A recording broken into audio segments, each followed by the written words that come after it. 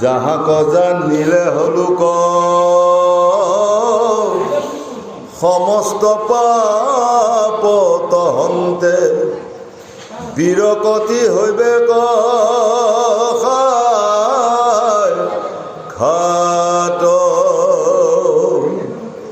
অৰাম জাত হনতে হইয়া ভয় লোকে পুণ্য আচৰয় হেন কাল ঈশ্বৰৰ গতি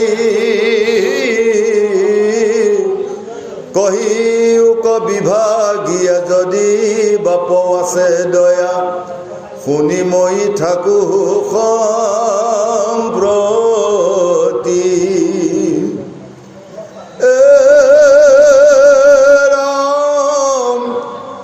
অজ্ঞানয়ন ধাৰ মাজে শয়ন কৰিয়াও আছে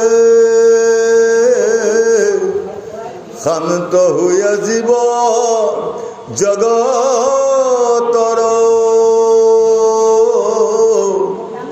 তাসম্বাক কৰি দয়া উদয় ভৈলা তুমি অযুগ পন্থ প্ৰকাশ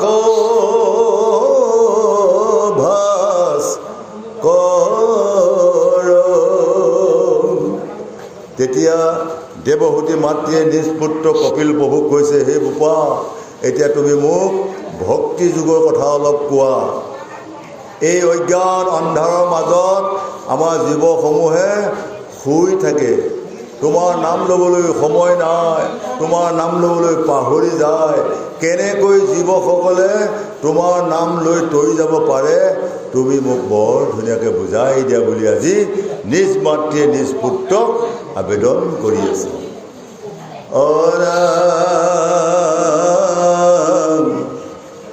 এতেকে জানিলো মই ইবাৰ সমস্তে লোক উদ্ধাৰ কৰিয়া কৃপাময়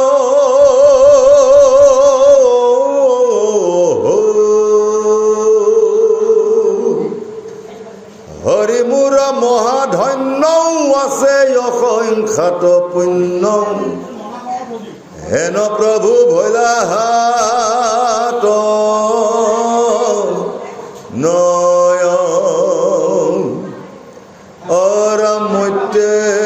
বুলন্ত্ৰ ত্ৰাহি মাতৃৰ সুন্দৰ বাণী শুনি প্ৰভু কপিল ঈশ্বৰ কৃপায়ে পীড়িত হৈয়া মাতিলন্ত প্ৰশংসিয়া কুশলক চিন্তিয়ালো কৰ ভগৱন্ত নিগদতি ধন্য ধন্য মহামতী মনোৰ নন্দিনী মূৰ মাও ভালত যো ভৈলমতী সংসাৰত লীলাওৱাতি অতুষ্ট ভৈলো দেখি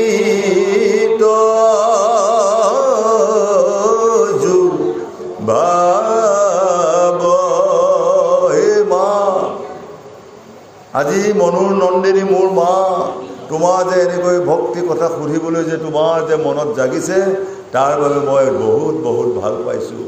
আজি মোৰ মা যে এই জীৱ সমস্ত উদ্ধাৰৰ কাৰণে তেওঁ যে আগুৱাই আহি এই জীৱ সমস্তই কেনেকৈ গতি পায় তাক শুনিবলৈ যে তেওঁ সময় ওলাইছে তাৰ কাৰণে মই ধন্যবাদ দিছোঁ। সেইকাৰণে সেই গোসাঁই গোসাঁনীসকল কত জনমৰ পুণ্য ফলত এইবাৰ মনুষ্য জনম পাইছোঁ। এইবাৰ মনুষ্য জনম পাই যদি মই মানুহে ভাল পোৱা কাম কৰিব নোৱাৰোঁ, সাধু গুৰু বৈষ্ণৱে ভাল পোৱা কাম কৰিব নোৱাৰোঁ, নিজৰ পিতৃ মাতৃক যদি মই সন্মান কৰিব নাজানো, সৰুসকলকো যদি মৰম কৰিব নোৱাৰোঁ, এই মনুষ্য জনম একেবাৰেই মিছা। ৰাম নাম নলৈলো হৰিক নভজিলো কি কাম কৰিলো আমি ঐ ৰাম ৰাম। আমি যদি ৰাতিপুৱা খালি খোৱা বোৱা হাই কাজিয়াকৈ কৰি থাকোঁ তেতিয়াহ'লে ঈশ্বৰক আমি পাহৰি গ'লোঁ। আমি অবস্তু সুখত বস্তু বুলি ধৰি বস্তুবিলাক পাহৰি যাওঁ। ধন জন টকা পইচা ল'ৰা ছোৱালী নাতি বোৱাৰী এই সোপাতে মজগুল হৈ আছোঁ। দিনৰ দিনটো হৈ বোলা সময় নাই।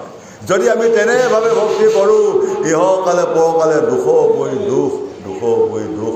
সেই গোসাঁই গোসাঁনীসকল ইয়াৰ আগত আমি 84 লক্ষবাৰ জন্ম ভূমি ভূমি ভূমি ভূমি এইবাৰ মনুষ্য জন্ম পাইছোঁ। এইবাৰ মনুষ্য জন্ম পাই যদি ভাল কাম এটাও কৰিব নোৱাৰোঁ, যমদূতৰ টাঙন খাবলৈ আমি প্ৰস্তুত হৈ থাকিব লাগিব। ইয়াৰ আগত 30 লক্ষবাৰ আমি গছ গছনি জন্ম পাইছিলোঁ। গছ গছনি জন্ম পাই ইমান কষ্ট উপভোগ কৰিছিলোঁ। মানুহে গছডাল গুৰিতে কাটি দিয়ে, মই বহুত দুখ পাওঁ। ধুমুহাই আহি গছডাল উঘালি দিয়ে, বহুত দুখ পাওঁ। দিনত প্ৰখৰ ৰ'দত মই তেতেপা পৰি থাকোঁ, ৰাতি হ'লে আকৌ সজীৱ হওঁ। তাৰোপৰি মোৰ মূৰতে চৰাই চিৰিকটিয়ে বাঁহ লৈ হাগি মুটি সাষ্টাং কৰি দিয়ে। গছৰ জীৱনটো তেনেকৈয়ে গ'ল। তাৰপিছত 10 লক্ষবাৰ সৰীসৃপ জীৱ পালোঁ। সেইবাৰ বগাই যোৱা জীৱ, সাপ চেলা বিছা এনেকুৱা জীৱ পালোঁ। সাপ বিছা হৈও মানুহে সাপডাল দেখাৰ লগে লগেই মাৰি পেলায়। এনেকুৱা জীৱন যাপন কৰিছিলোঁ।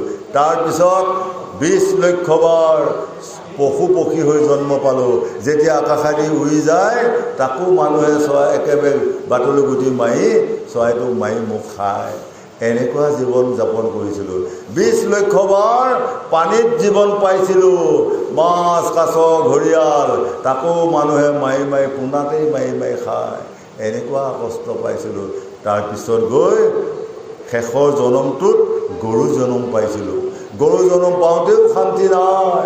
মতা গৰুবিলাকক 3 সন্ধ্যা হাল বাই মৈ টনাই ধান মাৰে গাড়ী টনাই কিমান কষ্ট। তাৰপিছত আকৌ মাইকী গৰুবিলাকক 3 সন্ধ্যা খীয়াই লেহেলা চেপেটা কৰি আমাক দুৰ্দান্তভাৱে দুখ দিছিল। সেই গৰু জনমটো পাৰ হৈ এইবাৰ মনুষ্য জনম পালোঁ। এইবাৰ মনুষ্য জনম পাই মই যদি ভাল কাম কৰিব নোৱাৰোঁ তেতিয়াহ'লে সকলোৱে প্ৰস্তুত হৈ থাকিব লাগিব। অহাবাৰ শিয়াল কুকুৰ গাহৰিত জন্ম পোৱাৰ বাহিৰে আমাৰ নিস্তাৰ নাই বুলি আজি কপিল প্ৰভুৱে মাক দেৱহতীক বুজাই আছে। কপিল প্ৰভুৱে মাক দেৱহতীক বুজাই থকা মানে আজি আপোনালোক সকলোৱে দেৱহতী। আজি দেৱহতীয়ে যেনেকৈ শুনি জ্ঞান লৈ আছে, আপোনালোকেও যদি ইয়াৰ পৰা দুটি জ্ঞান লৈ যদি চলি যাব পাৰে তেতিয়াহ'লে ইহকালে পৰকালে শান্তি পাব। আৰু যদি ভাগৱত শুনিছোঁ এফালে ওলাই যায়, গোটেই ৰাতি ভাগৱত শুনি থাকিলেও তাৰ পৰা কোনো গতি নাপায় বুলি আজি মহাভাগৱতে বুজাই আছে কৃষ্ণ।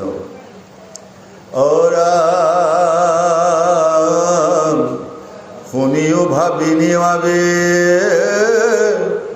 প্ৰশ্নৰ উত্তৰ কহু ভক্তি পুনু বহু বিধনয় কিন্তু পুৰুষৰ ফল সংকল্পৰ অনুসাৰে ভক্তি নানা মতে ভেদ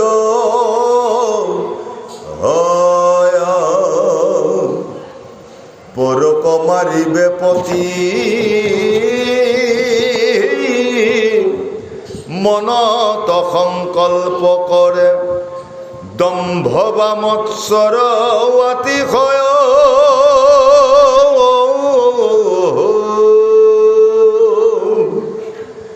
এহিমতে ভক্তি মুতৌ কৰিলে তামস ক্ৰোধ ভেদ তিনিতে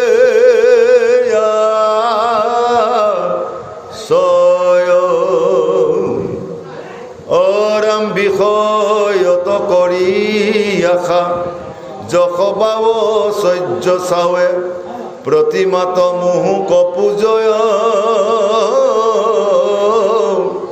তিনি উপকাৰ ইটো ৰাজস ভকতি মাত্ৰ তজুয়াগে কহিলু নিশ্চয় আরাম পাপ মূর হোক নাশ ভগবন্ত হৌক প্রীতি নুহি অবশ্যকে বিধি মানি ই তিনি প্ৰকাৰ ভক্তি কৰিলে খাতিক বুলি অনিষ্টেমই কহিলো বখানি।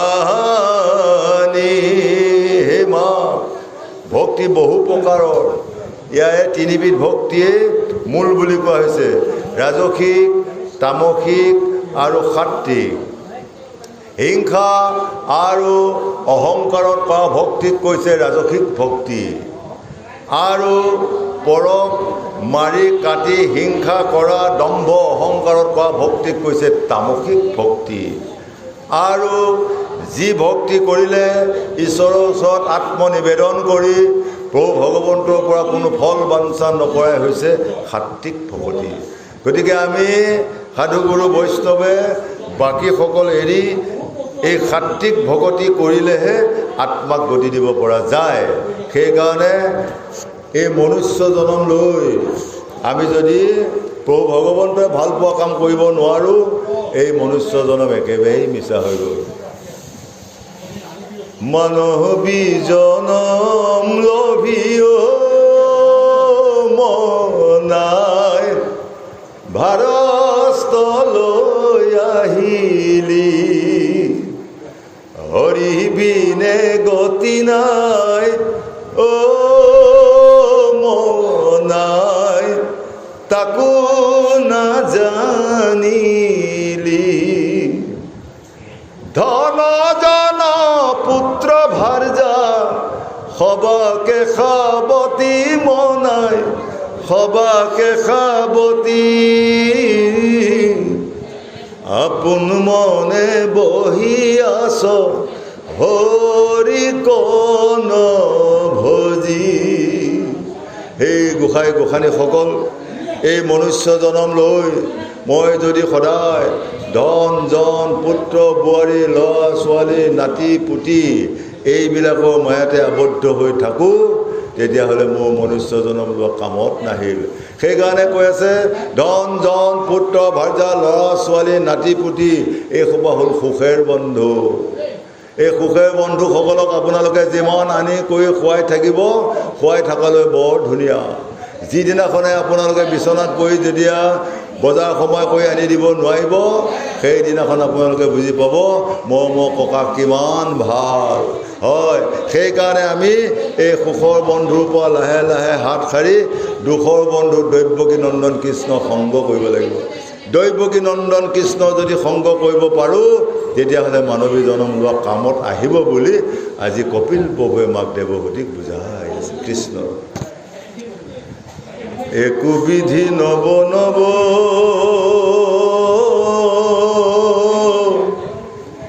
প্ৰকাৰে হৈ আছে ভেদ, তাক বুজি বাহা দিয় মতি,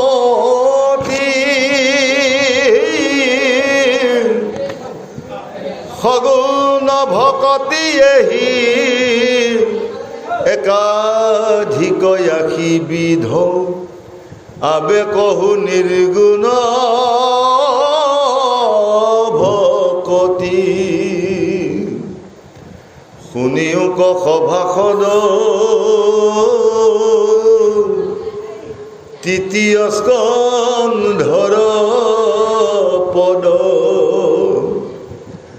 বুজিও ক ভক্তিৰ নিহীন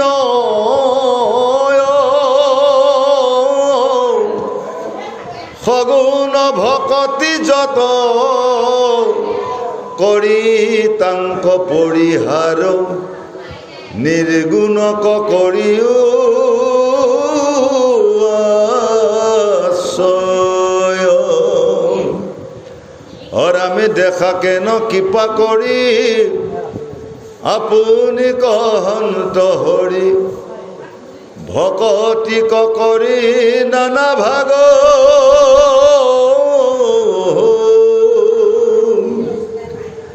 এতেকে নিৰ্গুণ ভক্তি ধৰি দিহ কৰি, তেবে ঈশ্বৰক পাইবা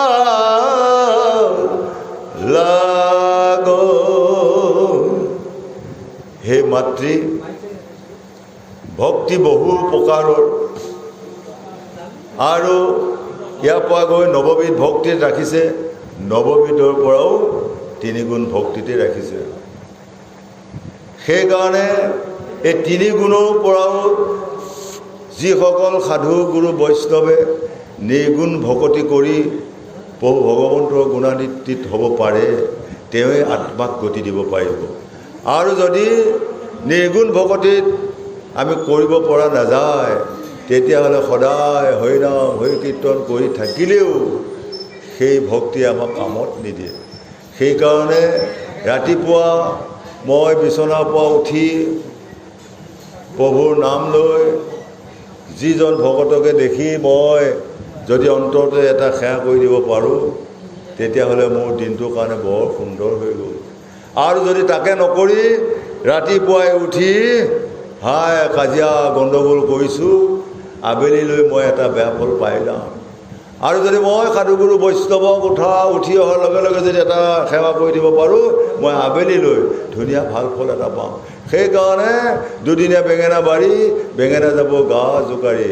গতিকে মনুষ্য জনম লৈ যদি মানুহৰ কৰ্ম কৰিব পৰা নাযায়, এই মনুষ্য জীৱন একেবাৰে মিছা বুলি আজি কপিল প্ৰভুৱে মাক দেৱহূতিক সুন্দৰকৈ বুজাই আছে।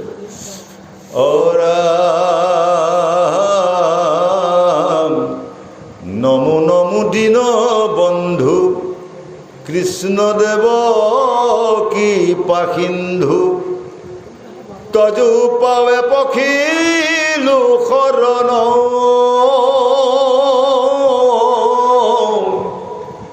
গুণময় ভক্তিশয়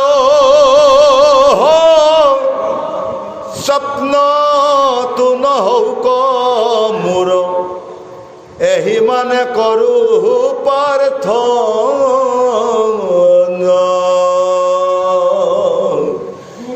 হে মা, যদি মই এই পৃথিৱীত জন্ম লৈ ৰাতিপুৱাৰ পৰা সন্ধিয়ালৈ যদি মই গুণময় ভক্তি কৰি থাকোঁ, বা মই বৰ ধুনীয়া, মই বঢ়িয়া পাঠ কৰিব পাৰোঁ, মই বঢ়িয়া ৰূপৱান, মই বঢ়িয়া গুণৱান, যদি মই এই সবাকে কৰি থাকোঁ, সেই ভক্তিয়ে মোক কাম নকৰে। সেইকাৰণে চাৰিটা গৌৰৱ আছে।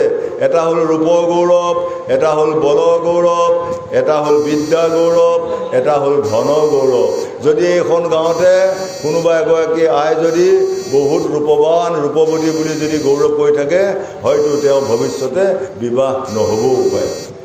আৰু কোনোবা এজন ভক্তই ভাবি আছে যে মোৰ বহুত ধন টকা পইচা আছে, হয়, এই ধন টকা পইচাক লৈ যেতিয়া গৌৰৱ অহংকাৰ কৰিব, এদিন ভগৱন্তই চাৰিখন হাতেৰে নি দুইখন হাতে তেওঁ ৰাখিব নোৱাৰাকৈ লৈ যাব। আৰু এইখন গাঁৱতে এজন মহাবলৱন্ত লোক আছে, তেওঁ ভাবিছে যে মোতকৈ আৰু বলৱন্ত নাই, নেভাবিব। আৰু তেখেততকৈ এজন মহা আচিমুনি গদাই ধৰা বীৰ বনাই থৈছে প্ৰভু ভগৱন্তই। কোনোবা নান আচিমুনি গদাই টপককৈ পঞ্চতম গত কৰি মাৰি পেলায়, হয়। আৰু কোনো এজনে ভাবি আছে মোতকৈও আৰু এইখন গাঁৱত আৰু বিদ্যাৱন্ত নাই, MA MCom পাছ কৰি আহিছোঁ, হয়। কিন্তু তেওঁ যদি সেইটো গৌৰৱ থাকে, হয়তো ইহকালে পৰকালে 60 বছৰ পাৰ হোৱালৈ তেওঁ চাকৰি নহ'বও পাৰে। গৌৰৱ। গতিকে এই চাৰিটা গৌৰৱৰ পৰা যদি আমি আঁতৰ হৈ এক প্ৰভু ভগৱন্তৰ চৰণত শৰণ লৈ যদি আত্মনিবেদন কৰিব পাৰোঁ, তেতিয়াহ'লে মানৱী জনম লোৱা কামত আহিব। আৰু যদি তাকে কৰিব নোৱাৰোঁ, মানৱ সা মানৱ যা মানৱ, তাৰমানে আহি আছোঁ ৰাতিপুৱাৰ পৰা গধূলিলৈ খালি খোৱা কাম, কাজিয়া লগা কাম, গণ্ডগোল কৰি থকা কাম, এইবিলাক কৰ্মই কেতিয়াও আমাক গতি দিব নোৱাৰে বুলি আজি কপিল প্ৰভুৱে মাক দেৱহূতিক ধুনীয়াকৈ বুজাই আছে। ৰামে কিন্তু তজু পদে নতি একান্ত মৰতি, ৰোগ মূৰ নকৱান কাম,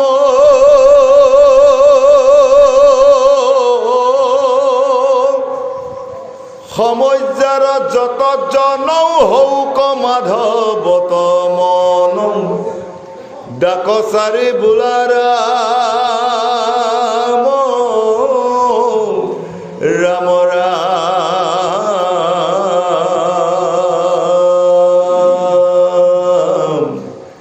কৃষ্ণ হৰি ৰাম ৰাম। ৰাম ও হৰি ৰাম ৰাম ৰাম